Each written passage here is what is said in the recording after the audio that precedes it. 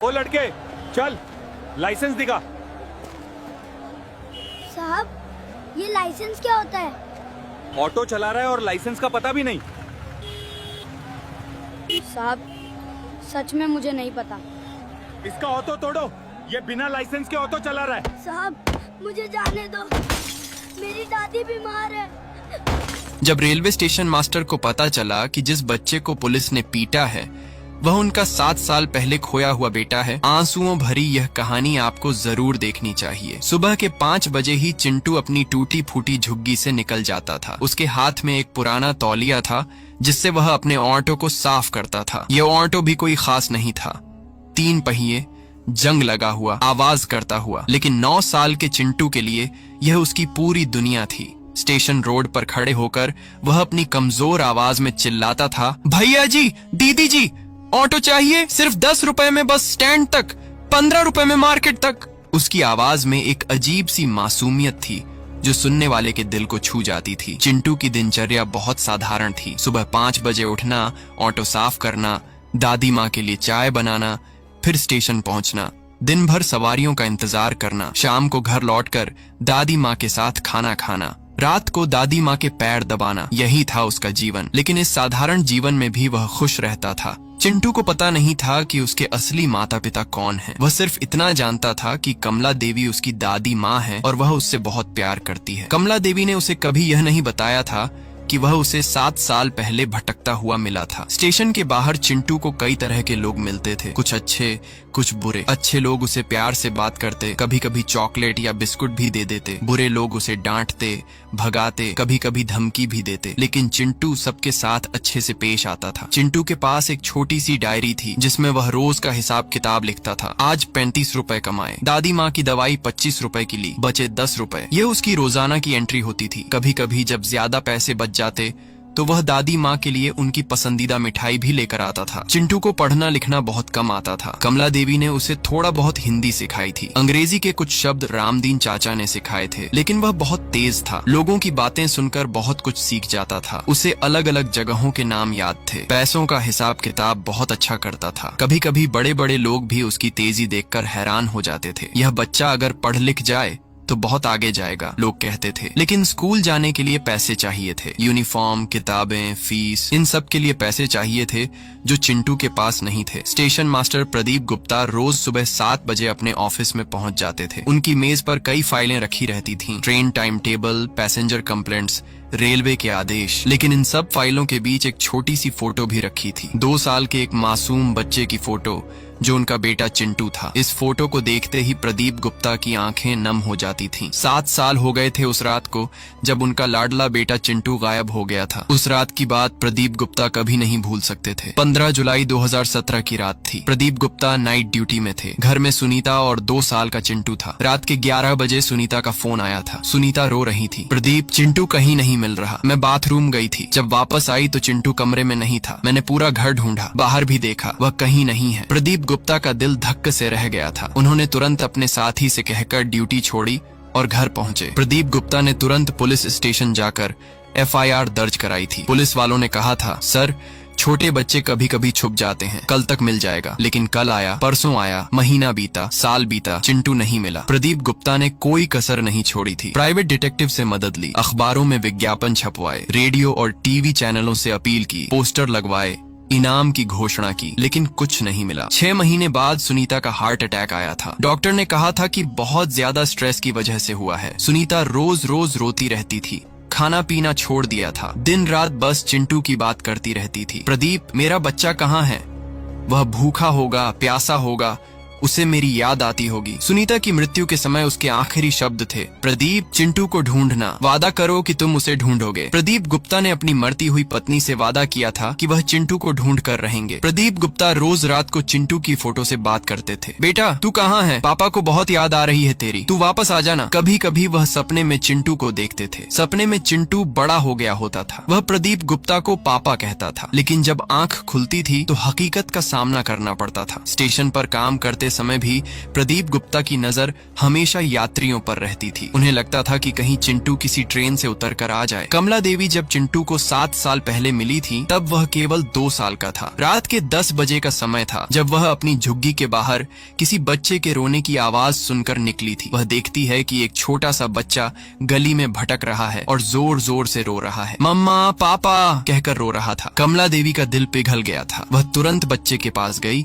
और उसे गोद में उठा लिया। बेटा, क्या हुआ? तू कहाँ से आया है? उसने प्यार से पूछा। लेकिन 2 साल का बच्चा कुछ समझदारी की बात नहीं कर पा रहा था। कमला देवी ने आसपास देखा कि कहीं इस बच्चे के माँ बाप हैं या कोई और, लेकिन रात का समय था और गली में कोई नहीं था। वह बच्चे को अपने घर ले गई, उसे दूध पिलाया, साफ कपड़े पहनाए, प्यार से सुलाया। बच्चा थक गया था और जल्दी ही सो गया। कमला देवी पूरी रात उसके पास बैठी रही। सुबह होते ही उसने पूरे इलाके में पूछना शुरू किया, किसी का बच्चा खो गया है क्या? लेकिन किसी ने कोई जानकारी नहीं दी। काफी दिन तक कमला देवी ने बच्चों को अपने पास रखा, लेकिन उसके माता पिता का कोई सुराग नहीं मिला। कमला देवी भी क्या करती, उसने चिंटू को अपने बेटे की तरह पालना शुरू कर दिया। उसे अच्छे संस्कार दिए, बड़ों का सम्मान करना सिखाया, सच बोलना सिखाया, कभी चोरी न करने की सीख दी। चिंटू भी कमला देवी को अपनी असली दादी माँ समझकर प्यार करता था। चिंटू को इस बात का कोई दुख नहीं था कि उसके मम्मी पापा कहाँ, क्योंकि कमला देवी ने उसे इतना प्यार दिया था कि उसे किसी और की जरूरत महसूस नहीं होती थी। जब चिंटू 6 साल का था तभी उसकी मुलाकात रामदीन चाचा से हुई थी। रामदीन चाचा एक बूढ़े एक ऑटो ड्राइवर थे। उनकी उम्र 65 साल थी। उनके अपने कोई औलाद नहीं थी। वह चिंटू को देखकर बहुत प्रभावित हुए थे। बेटा, तू इतना छोटा होकर काम करता है? उन्होंने पूछा था। चिंटू ने अपनी पूरी कहानी बताई थी। रामदीन चाचा का दिल भर आया था। बेटा, तू मेरे साथ काम कर, मैं तुझे ऑटो चलाना सिखाऊंगा। रामदीन चाचा ने चिंटू को धीरे धीरे ऑटो चलाना सिखाया था। पहले वह उसे अपने साथ बिठाते थे, फिर धीरे धीरे चिंटू को भी चलाने देते थे। चिंटू बहुत तेज था, जल्दी ही सब कुछ सीख गया। जब रामदीन चाचा की मृत्यु हुई तो चिंटू को बहुत दुख हुआ था। वह रोते रोते कमला देवी के पास आया था। दादी माँ, रामदीन चाचा चले गए। कमला देवी ने उसे समझाया था, बेटा, जो भी इस दुनिया में आता है उसे एक दिन जाना पड़ता है, लेकिन रामदीन चाचा ने तुझे जो कुछ सिखाया है वह हमेशा तेरे काम आएगा। उसी वक्त कमला देवी की तबीयत खराब हो गई। जब अस्पताल में भर्ती कराया तो पता चला कि उनके इलाज में काफी ज्यादा पैसे लगेंगे। इस पर चिंटू ने फैसला किया कि वह किसी भी तरह से अपनी दादी का इलाज कराएगा। उसने फैसला किया कि वह रामदीन चाचा का ऑटो चलाएगा और उसने ऐसा ही किया। चिंटू ने रामदीन चाचा के ऑटो को संभाला और अकेले ही काम करना शुरू किया। कमला देवी को चिंटू पर बहुत गर्व था। इतना छोटा बच्चा, लेकिन इतनी समझदारी। वह जो भी पैसे कमाता सबसे पहले दादी माँ की दवाई लेता। आज का दिन चिंटू के लिए बुरा था। सुबह से ही उसे कोई अच्छी सवारी नहीं मिली थी। दोपहर के 2 बजे तक केवल 15 रुपए कमाए थे। दादी माँ की दवाई के लिए 40 रुपए चाहिए थे। उसे लगा कि आज शायद दादी माँ की दवाई नहीं आ पाएगी। वह परेशान था और स्टेशन के बाहर अपने ऑटो के पास खड़ा था कि तभी उसकी नजर 5 रेलवे पुलिस वालों पर पड़ी जो चाय की दुकान के पास खड़े थे। Head constable Suresh Yadav, constable Amit Sharma, Rakesh Tiwari, Manoj Gupta और संदीप सिंह, ये पांचों अपने आप में एक गैंग की तरह थे। इन्हें छोटे मोटे लोगों को परेशान करने में मजा आता था। खासकर गरीब लोगों को डराना धमकाना इनका शौक था। आज इन लोगों की नजर चिंटू पर पड़ी। देखो इस छोटे को, यह क्या कर रहा है यहाँ? सुरेश यादव ने अपने साथियों से कहा। लगता है ऑटो चलाता है। इसकी उम्र ही क्या होगी? 8-9 साल। इसे टुक टुक चलाने का लाइसेंस है? अमित शर्मा ने शैतानी से कहा। पांचों पुलिस वाले चिंटू की तरफ चलने लगे। चिंटू ने जब देखा कि पुलिस वाले उसकी तरफ आ रहे हैं तो उसे डर लगा। अरे छोटे, यहाँ आ! सुरेश यादव ने जोर से आवाज लगाई। चिंटू डरते डरते उनके पास गया। साहब, मैंने कोई गलत काम नहीं किया है, उसने हकलाते हुए कहा। अबे, हमने पूछा कि तूने कोई गलत काम किया है, तू यहाँ क्या कर रहा है? अमित शर्मा ने डांटते हुए कहा। साहब, मैं ऑटो चलाता हूँ, लोगों को एक जगह से दूसरी जगह पहुंचाता हूँ। चिंटू ने कांपती आवाज में कहा। तेरी उम्र कितनी है? राकेश तिवारी ने पूछा। साहब, 9 साल, चिंटू ने जवाब दिया। 9 साल में ऑटो चला रहा है? तेरे माँ बाप कहाँ हैं? मनोज गुप्ता ने सवाल किया। चिंटू ने बताया कि उसके माँ बाप नहीं है, वह अपनी दादी माँ के साथ रहता है। दादी माँ बीमार है और उनकी दवाई के लिए वह यह काम करता है। अरे वाह, बहुत बड़ा सेवक बना है। 9 साल में दादी माँ की सेवा कर रहा है, संदीप सिंह ने व्यंग्य से कहा। बाकी पुलिस वाले हंसने लगे। साहब, मैं कोई गलत काम नहीं करता, सिर्फ ईमानदारी से सवारी करता हूँ, चिंटू ने विनती की। अबे, तू यहाँ ऑटो नहीं चला सकता, यहाँ ऑटो चलाने के लिए लाइसेंस चाहिए। तेरे पास लाइसेंस है? सुरेश यादव ने पूछा। चिंटू को पता नहीं था कि लाइसेंस क्या होता है। उसने सिर हिलाकर ना कहा। तो फिर तू यहाँ गैर कानूनी ऑटो चला रहा है, ये जुर्म है, तुझे जेल हो सकती है। अमित शर्मा ने धमकी दी। चिंटू डर गया। साहब, मुझे नहीं पता था, आप बताइए क्या करना पड़ेगा? उसने डरते हुए पूछा। अभी यहाँ से भाग जा, दोबारा यहाँ ऑटो लेकर मत आना, वरना पकड़ लूंगा, राकेश तिवारी ने कहा। चिंटू ने हाथ जोड़कर विनती की। साहब, मेरी दादी माँ बहुत बीमार हैं, उन्हें आज दवाई चाहिए, मुझे थोड़े पैसे कमाने दीजिए। चिंटू की बात सुनकर सुरेश यादव को गुस्सा आ गया। अभी भी बात कर रहा है, चल भाग यहाँ से, नहीं तो मार खाएगा। उसने चिंटू की छाती पर जोर से धक्का मारा। चिंटू का संतुलन बिगड़ गया और वह जमीन पर गिर गया। उठ साले, अभी भी यहीं पड़ा है? अमित शर्मा ने चिंटू के पेट पर लात मारी। चिंटू दर्द से कराहने लगा। साहब, मुझसे कोई गलती नहीं हुई है, मैं सिर्फ ईमानदारी से काम करता हूँ, चिंटू रोते हुए बोला। राकेश तिवारी ने चिंटू के कान पर जोर का थप्पड़ मारा। तेरी इतनी हिम्मत, हमसे बहस कर रहा है? चिंटू का कान लाल हो गया और उसमें तेज दर्द होने लगा। संदीप सिंह ने चिंटू को खड़े होने के लिए मजबूर किया और फिर उसकी पीठ पर मुक्का मारा। मनोज गुप्ता ने चिंटू के बालों को पकड़कर खींचा। समझा क्या कह रहे हैं हम? अगली बार यहाँ दिखा तो हड्डी पसली तोड़ देंगे। चिंटू छोटा सा बच्चा था। 5 बड़े आदमियों के सामने वह बिल्कुल असहाय था। वह सिर्फ रो सकता था और माफी मांग सकता था। इसी बीच चाय की दुकान के मालिक सुरेश कुमार ने यह सब देखा। उन्होंने अपने मोबाइल से पूरी घटना रिकॉर्ड कर ली थी। सुरेश जी चिंटू को जानते थे क्योंकि चिंटू कभी कभी उनकी दुकान से चाय पीने आता था। वह हमेशा पैसे देकर चाय पीता था, कभी उधार नहीं मांगता था। आखिरकार चिंटू को छोड़ दिया गया। वह अपना ऑटो लेकर वहाँ से भाग गया। उसका पूरा शरीर दर्द कर रहा था, कपड़े फट गए थे, चेहरे पर खरोंच के निशान थे, आंखें सूजी हुई थी। वह सीधे घर गया और दादी माँ के सामने रो पड़ा। बेटा, क्या हुआ? किसने मारा तुझे? कमला देवी परेशान हो गई। चिंटू ने पूरी बात बताई। कमला देवी का दिल टूट गया। उसने चिंटू के घावों पर दवाई लगाई और उसे चुप कराने की कोशिश की। सुरेश कुमार जी का दिल बहुत दुखी था चिंटू के साथ हुई घटना को देखकर। वह रात भर सोच रहे थे कि क्या करें। सुबह होते ही उन्होंने अपने मोबाइल में रिकॉर्ड किया हुआ वीडियो फेसबुक पर अपलोड कर दिया। साथ में लिखा, 9 साल के मासूम बच्चे के साथ रेलवे पुलिस की बर्बरता। वीडियो अपलोड होते ही तुरंत वायरल होने लगा। लोग इसे देखकर बहुत गुस्सा हुए। कमेंट्स में लोग अपना गुस्सा जाहिर कर रहे थे। ये कैसी पुलिस है? एक मासूम बच्चे को इतनी बेरहमी से पीटना। इन पुलिस वालों को तुरंत नौकरी से निकाला जाना चाहिए। यह बच्चा कितना बहादुर है, इस उम्र में अपनी दादी की सेवा कर रहा है। शर्म करो पुलिस वालों, तुम्हारी भी औलाद होगी। 2 घंटे के अंदर वीडियो को 10,000 बार शेयर किया गया। 50,000 लाइक्स आए, हजारों कमेंट्स आए। लोग इस वीडियो को अपने व्हाट्सएप ग्रुप्स में शेयर कर रहे थे। फेसबुक, इंस्टाग्राम, ट्विटर, हर जगह यह वीडियो फैल गया। स्थानीय न्यूज चैनल सिटी न्यूज के रिपोर्टर मनीष अग्रवाल की नजर इस वीडियो पर पड़ी। मनीष एक अनुभवी पत्रकार था जो हमेशा गरीबों के मुद्दों पर काम करता था। उसने तुरंत अपने कैमरामैन विकास को फोन किया। विकास, तुरंत कैमरा लेकर स्टेशन आ जा, एक बहुत बड़ी स्टोरी मिली है। मनीष अग्रवाल पहले सुरेश कुमार से मिला, उससे पूरी घटना की जानकारी ली। फिर वह चिंटू के घर का पता पूछकर वहां पहुंचा। जब वह चिंटू की झुग्गी में पहुंचा तो देखा कि कमला देवी चिंटू के घावों पर दवाई लगा रही है। चिंटू का चेहरा सूझा हुआ था। आंटी जी, मैं मनीष अग्रवाल हूँ, सिटी न्यूज से, मनीष ने कहा। कमला देवी डर गई। साहब, हमने कोई गलत काम नहीं किया। आंटी, आप डरिए मत, मैं चिंटू की मदद करने आया हूँ। जो पुलिस वालों ने इसके साथ किया है वह गलत है। मनीष ने कमला देवी से पूरी कहानी सुनी। कैसे 7 साल पहले चिंटू उसे मिला था, कैसे उसने उसे पाला था, कैसे चिंटू उसकी दवाई के लिए मेहनत करता है। मनीष को यह कहानी बहुत प्रभावित करने वाली लगी। उसने चिंटू का इंटरव्यू भी किया। बेटा, तुम्हें दर्द तो नहीं हो रहा? थोड़ा हो रहा है अंकल, लेकिन ठीक है, चिंटू ने बहादुरी से जवाब दिया। तुम डरे नहीं जब पुलिस वाले मार रहे थे? बहुत डर लगा था अंकल, लेकिन मैंने कोई गलत काम नहीं किया था। मनीष ने चिंटू से पूछा, तुम क्यों काम करते हो? चिंटू ने अपनी दादी माँ की तरफ देखकर कहा, दादी माँ बहुत बीमार हैं अंकल, उन्हें दवाई चाहिए, मैं उनकी दवाई के लिए काम करता हूँ। ये सुनकर मनीष की आंखें नम हो गईं। मनीष ने एक डिटेल्ड रिपोर्ट तैयार की। 7 साल पहले मिला था खोया हुआ बच्चा, आज बीमार दादी की दवाई के लिए ऑटो चलाता है, रेलवे पुलिस ने बेरहमी से पीटा। इस हेडलाइन के साथ शाम को न्यूज चैनल पर रिपोर्ट आई। रिपोर्ट में चिंटू की पूरी कहानी दिखाई गई। कैसे वह 7 साल पहले भटकता हुआ मिला था, कैसे कमला देवी ने उसे पाला था, कैसे वह अपनी दादी माँ की सेवा करता है। न्यूज रिपोर्ट देखकर और भी लोगों का दिल भर आया। सोशल मीडिया पर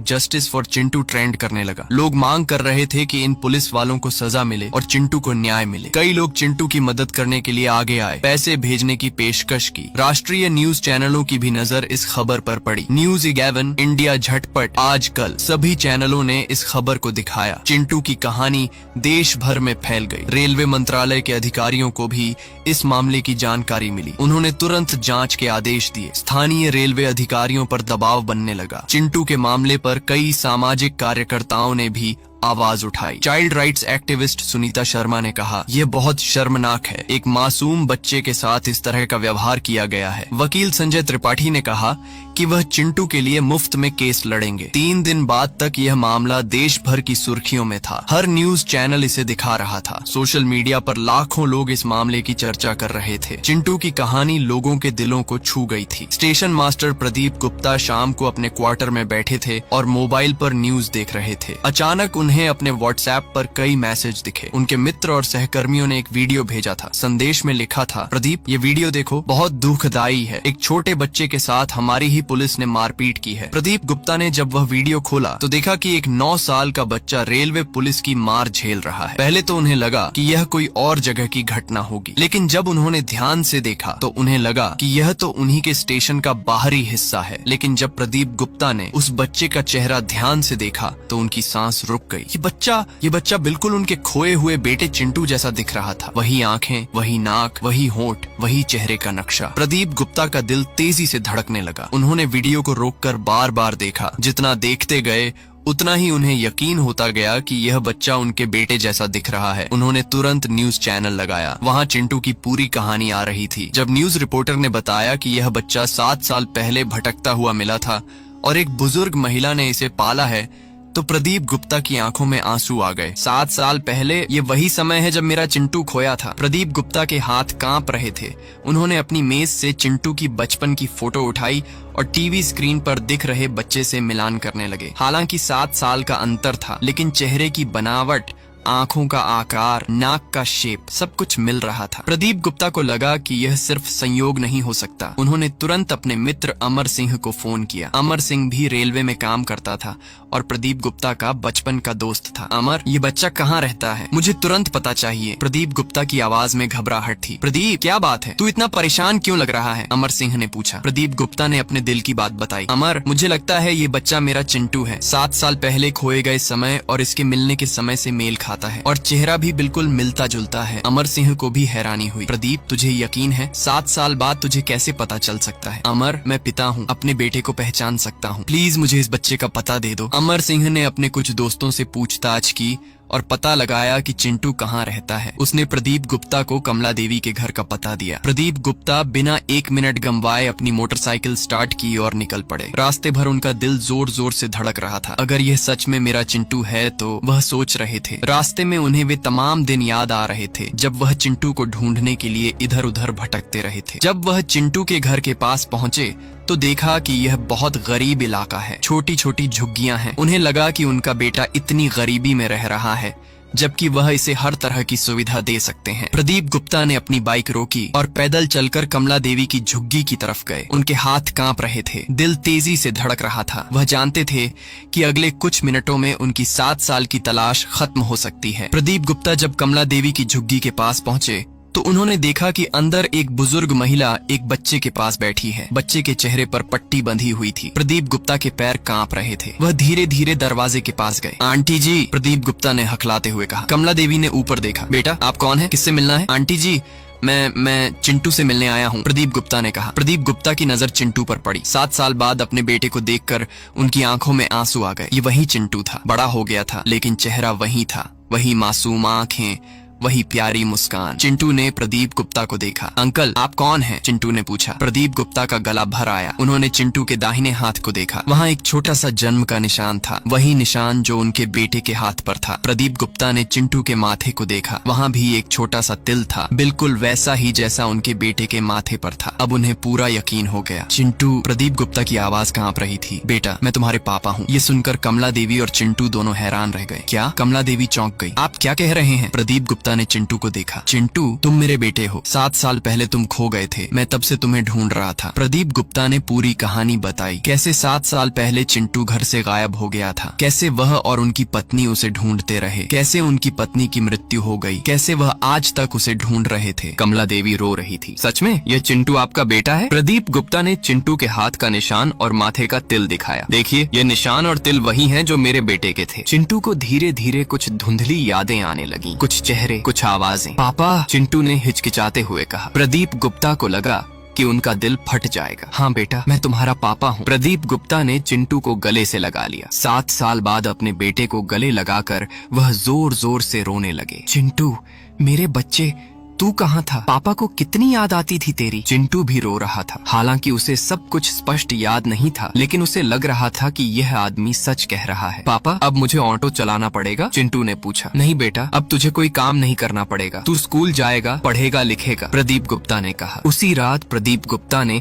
कमला देवी और चिंटू को अपने क्वार्टर ले गया। चिंटू को अपना पुराना कमरा दिखाया, जहाँ उसके बचपन के सभी सामान रखे हुए थे। पापा, यह सब मेरा है? हाँ बेटा, 7 साल से यह सब तेरा इंतजार कर रहा था। प्रदीप गुप्ता ने चिंटू को अपनी मृत पत्नी सुनीता की फोटो दिखाई। बेटा, ये तेरी मम्मी का फोटो है। वह भी तुझे बहुत प्यार करती थी। तेरे गम में उसकी मृत्यु हो गई। अगले दिन प्रदीप गुप्ता ने तुरंत अपने प्रभाव का इस्तेमाल करते हुए उन 5 पुलिस वालों के खिलाफ सख्त कार्रवाई की मांग की। उन्होंने रेलवे बोर्ड के अध्यक्ष को सीधे फोन किया और पूरी घटना की जानकारी दी। सर, यह सिर्फ किसी बच्चे के साथ अन्याय नहीं है, ये मेरे अपने बेटे के साथ हुआ है, प्रदीप गुप्ता ने कहा। रेलवे बोर्ड के अध्यक्ष ने तुरंत इस मामले में कड़ी कार्रवाई के आदेश दिए। उसी दिन शाम तक head constable Suresh Yadav, constable Amit Sharma, Rakesh Tiwari, Manoj Gupta और संदीप सिंह, इन 5 को निलंबित कर दिया गया। उनके खिलाफ बाल अत्याचार का मामला दर्ज किया गया। जब इन पुलिस वालों को पता चला कि जिस बच्चे को उन्होंने मारा था वह स्टेशन मास्टर प्रदीप गुप्ता का बेटा है, तो उनके होश उड़ गए। सुरेश यादव ने कहा, अब कौन बचाएगा हमें? लेकिन प्रदीप गुप्ता का फैसला पक्का था। वह इन लोगों को माफ नहीं करने वाले थे। न्यूज चैनलों में ये खबर आई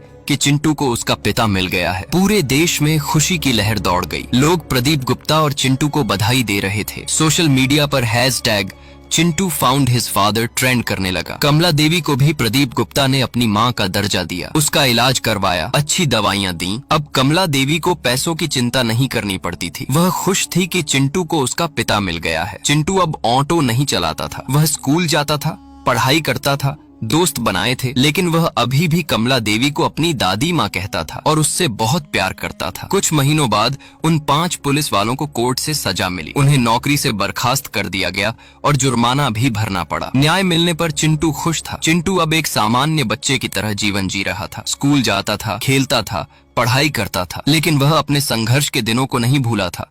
वह हमेशा कहता था, पापा, मैं बड़ा होकर गरीब बच्चों की मदद करूंगा।